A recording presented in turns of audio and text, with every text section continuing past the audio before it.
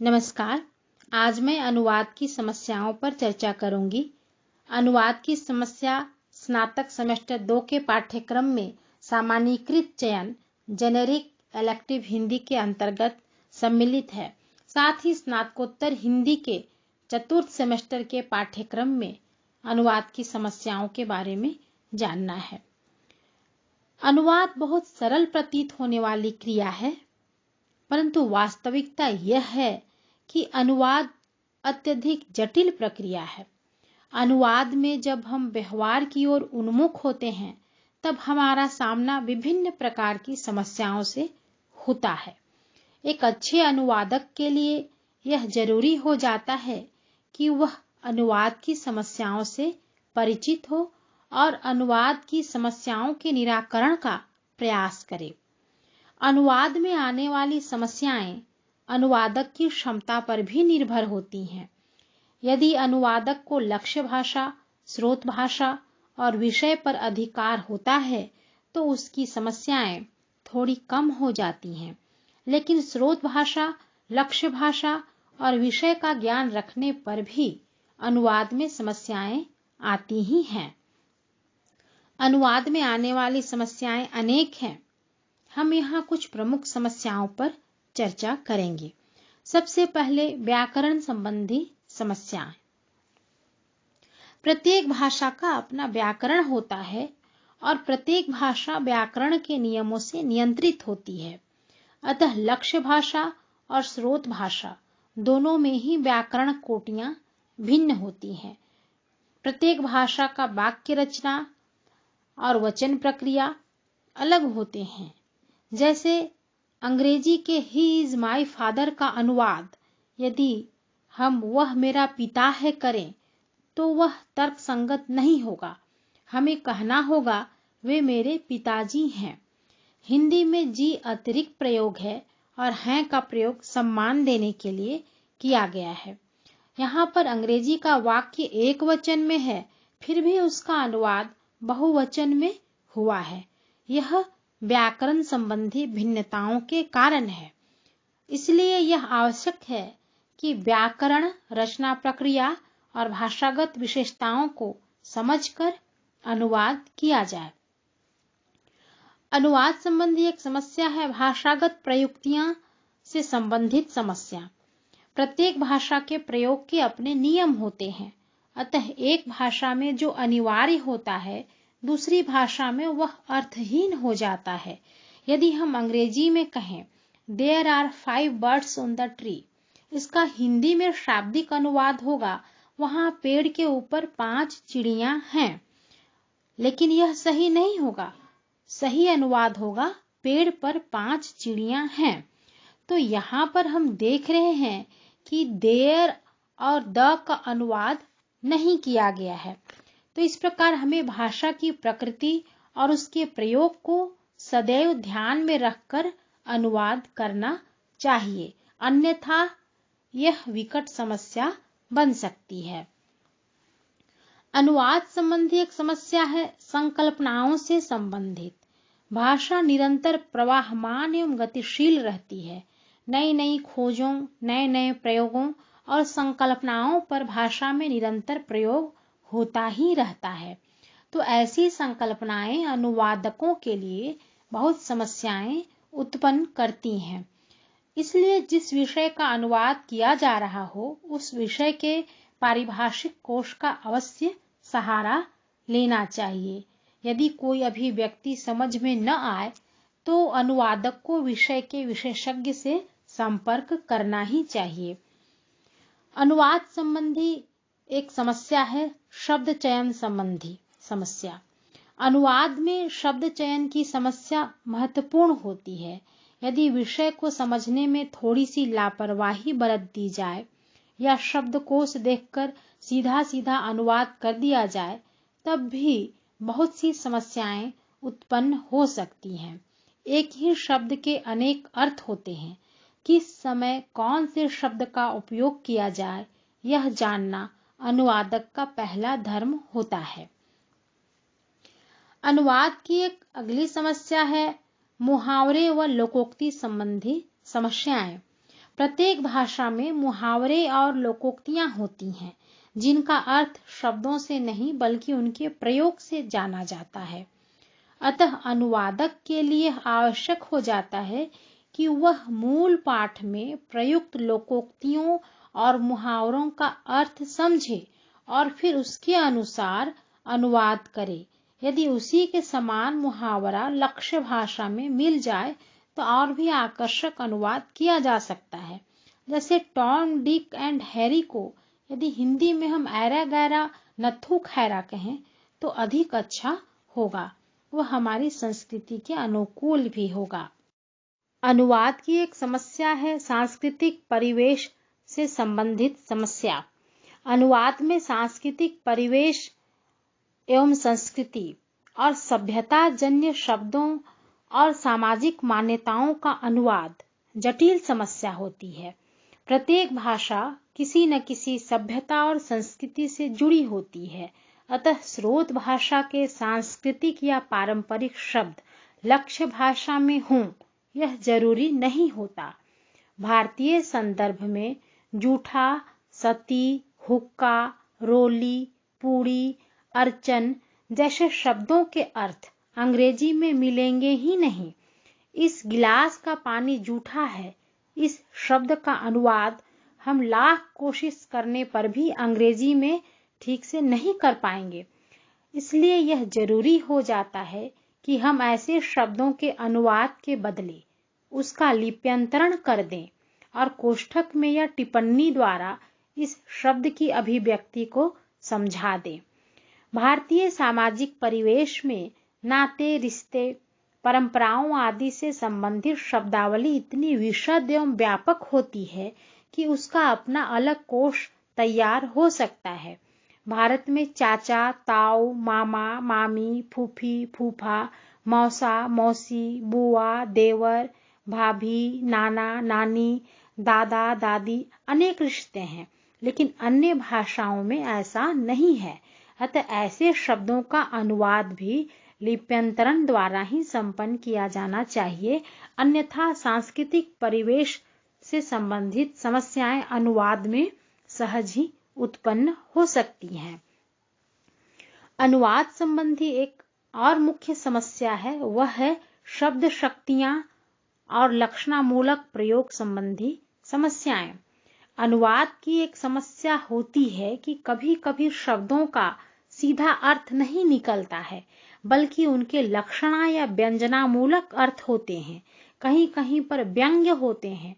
मूल पाठ में ऐसे लक्षणा या व्यंजनामूलक शब्दों या व्यंग्यात्मक शैली की पहचान कर लेनी चाहिए। उसके उपरांत शब्दों को दृष्टि में रखकर अभिव्यक्ति का अनुवाद किया जाना चाहिए। अनुवाद की एक समस्या है साहित्यिक विधाओं के अनुवाद की। साहित्य भावना की सुव्यवस्थित अभिव्यक्ति होती है। इस अभिव्यक्ति के लिए साहित्यकार जिन माध्यमों का उपयोग करते हैं वे साहित्य की विधाएं कहलाती हैं, जैसे कविता, कहानी, निबंध, उपन्यास, नाटक, रिपोर्टाज, चंपू आदि। साहित्य के अनुवाद में सबसे बड़ी कठिनाई यह होती है कि यह भावना प्रधान होता है। अतः कथ्य में वर्णित कोमलता को उसी रूप में और उसी कोमलता से दूसरी भाषा में ले जाना एक कठिन कार्य है।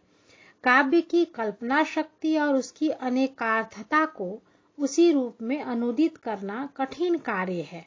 बिहारी के दोहे जो कई कई अर्थ देते हैं और उनकी श्लेषपरक उक्तियों को उसी गहराई से दूसरी भाषा में ले जाना थोड़ा मुश्किल है। हिंदी काव्य की आनुप्रासिकता हो, काकू, वक्रोक्ति, बिंब विधान, अलंकार या उपमेय और उपमान हो, उनको दूसरी भाषा में ले जाना थोड़ा मुश्किल होता है। तो यहाँ पर हम देखते हैं कि कभी-कभी साहित्यिक अनुवाद हूबहू न होकर रूपांतरण शैली में होता है, क्योंकि हूबहू अनुदित करने पर भाव नहीं आ पाता है। अनुवाद करते समय एक समस्या आती है कि पौराणिक प्रतीकों का अनुवाद कैसे कुशलतापूर्वक किया जाए। पौराणिक प्रतीकों, दंत कथाओं आदि के संदर्भ आने पर उन शब्दों को व्यक्त करना थोड़ा मुश्किल होता है। जैसे भीष्म प्रतिज्ञा, विभीषण आदि के पीछे जो तथ्य और प्रतीकात्मकता छिपी होती है, उसे हूबहू अनुवाद के द्वारा व्यक्त करना थोड़ा मुश्किल होता है। अनुवाद की अगली समस्या है तकनीकी एवं वैज्ञानिक अनुवाद की समस्या। तकनीकी एवं वैज्ञानिक साहित्य का अनुवाद स्वयं में एक चुनौती है, क्योंकि तकनीकी और वैज्ञानिक अनुवाद करने के लिए अनुवादक को विषय का गूढ़तम ज्ञान होना चाहिए, ताकि संकल्पनात्मक शब्दों को सही रूप में समझकर उनका समुचित अर्थ में अनुवाद किया जा सके। तकनीकी या वैज्ञानिक शब्द सुनने में भले ही आसान लगे, परंतु उनका अर्थ इतना आसान नहीं होता। अनुवाद की एक और मुख्य समस्या है प्रशासनिक एवं विधिक अनुवाद की समस्या। प्रशासनिक अनुवाद अर्धविधिक प्रकृति का होता है, इसलिए इसमें विधि व्याप्त होती है। विधि अर्थात कानून। अतः यह प्रशासनिक और विधिक अनुवाद की दो प्रमुख समस्याएं होती हैं।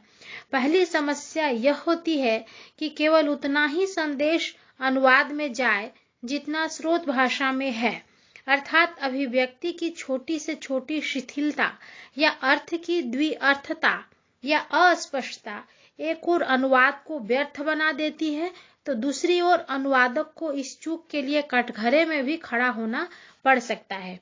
तो प्रशासनिक एवं विधिक अनुवाद करते समय अनुवादक को बहुत ही सजग होना पड़ता है। अनुवाद की एक और मुख्य समस्या है विज्ञापनों के अनुवाद की समस्या। प्रायः विज्ञापनों का अनुवाद शब्द से हटकर करना पड़ता है। पर्याय से अलग कौन सा शब्द आकर्षक और प्रभावी है, यह छांटना ही अनुवादक की सबसे बड़ी समस्या है। विडंबना यह है कि अंग्रेजी में विज्ञापन तैयार करने वाले कॉपीराइटर को हजारों और लाखों रुपए बतौर पारिश्रमिक दिए जाते हैं, जबकि उसका अनुवाद करने वाले को अत्यल्प राशि दी जाती है, क्योंकि अनुवाद के लिए शब्द कम होते हैं। वास्तविकता यह है कि कम शब्दों का अनुवाद ही सबसे जटिल होता है, चाहे वह शीर्षक का अनुवाद हो या विज्ञापन का। विज्ञापन के अनुवाद के लिए संप्रेषणीयता और सुबोधता दो गुण होने नितांत आवश्यक हैं। तीसरा गुण है आकर्षक और दिल को छू लेने वाली शब्दावली। तो इन तीनों का ध्यान रखकर विज्ञापनों का अच्छा अनुवाद किया जा सकता है।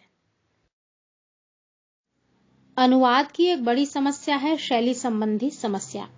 अनुवाद में शैली सर्वाधिक समस्यामूलक तत्व है।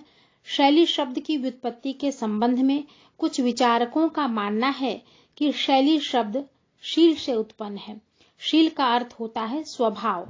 जिस प्रकार हर व्यक्ति का स्वभाव अलग अलग होता है, उसी प्रकार प्रत्येक व्यक्ति की शैली भी भिन्न होती है। इसलिए भाषा भले ही एक ही हो, उसकी शैलियां अनेक हो जाती हैं। इस दृष्टि से यह कहा जा सकता है कि प्रत्येक रचनाकार के लेखन में उसका व्यक्तित्व झलकता है। उसकी रुचि, निष्ठा, स्वभाव की झलक भी शैली से मिलती है। अर्थ यह है कि शैली व्यक्ति के स्वभाव का परिचायक होती है।